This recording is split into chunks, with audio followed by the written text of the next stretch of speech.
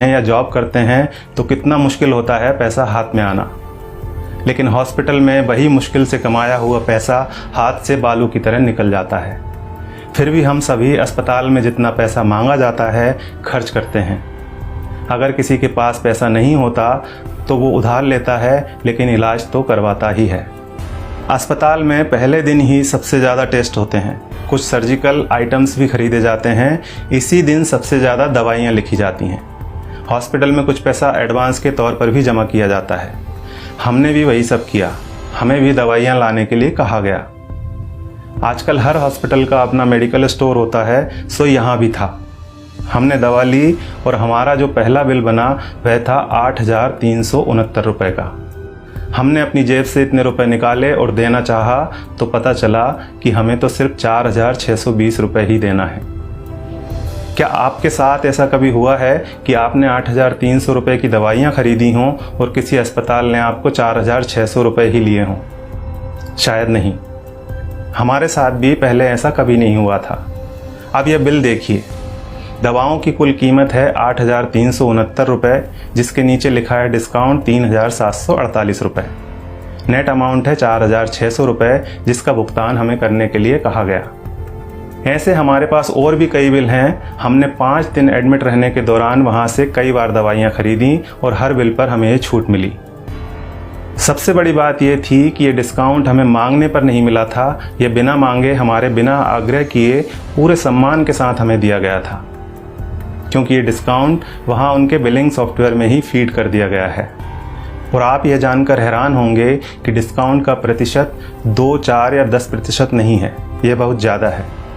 कुछ सर्जिकल और इंजेक्टेबल में डिस्काउंट 91% यानी 91% तक हैं, और जितने भी पेशेंट वहाँ एडमिट हैं सबको इसका लाभ मिल रहा है। अब आपके मन में सवाल उठ रहा होगा कि ऐसा क्यों? हम भी यही सोच रहे थे कि आखिर ऐसा क्यों। तो हमने डॉक्टर साहब से सीधे पूछ लिया, क्योंकि इसका जवाब तो वही दे सकते थे। फिर उन्होंने हमें बताया कि क्यों उनके अस्पताल में इतना डिस्काउंट दिया जाता है।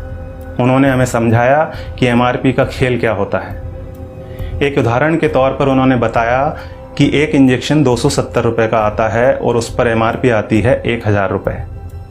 उन्होंने कहा कि मेरा मन नहीं माना कि मैं 270 रुपये का वह इंजेक्शन अपने पेशेंट को 1,000 रुपये में बेच दूँ। मैं डॉक्टर हूँ, मुझे अपनी फ़ीस और मेरे हॉस्पिटल की दूसरी सेवाओं का चार्ज मरीज से लेना है। 270 रुपये का इंजेक्शन 1,000 में नहीं बेचना। ये बात तो हुई डॉक्टर संजय कुमार के नैतिक मूल्यों की। अब यहाँ सवाल ये है कि दूसरे ज़्यादातर अस्पतालों के मालिकों ने क्या अपना ज़मीर बेच दिया है? बेबी गैस्ट्रो केयर अस्पताल के डॉक्टर संजय कुमार की तरह ये क्यों नहीं कहते कि हमें भी अपनी सर्विसेज का पैसा ही मरीज से लेना है? वे क्यों नहीं कहते कि 270 रुपये का इंजेक्शन 1,000 में हम नहीं बेचेंगे? दूसरा सवाल ये है कि आखिर दवा कंपनियों द्वारा इतनी MRP लिखी ही क्यों जा रही है? इनको किसने अधिकार दिया है दवाओं पर इतनी ज़्यादा MRP लिखने का? और आखिर में सबसे बड़ा सवाल यह है कि हमारी सरकार, हमारा स्वास्थ्य विभाग, हमारे प्रधानमंत्री और स्वास्थ्य मंत्री क्या कर रहे हैं? वे इस बात का संज्ञान क्यों नहीं लेते?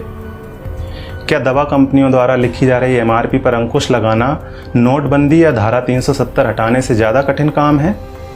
क्या इसे व्यवहार में लाना GST लागू करने से ज़्यादा मुश्किल है? अगर नहीं तो फिर क्यों दवा कंपनियों को इतनी छूट दे रखी है?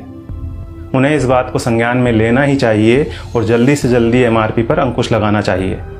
जब तक ऐसा नहीं होता है तब तक आपको और हमें अपनी आवाज़ उठानी ही पड़ेगी, और ये इतना मुश्किल भी नहीं है।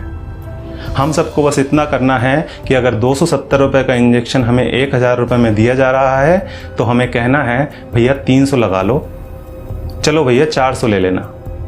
इसके साथ ही एक काम और करना है, और वो ये है कि इस वीडियो को ज़्यादा से ज़्यादा शेयर करना है। धन्यवाद।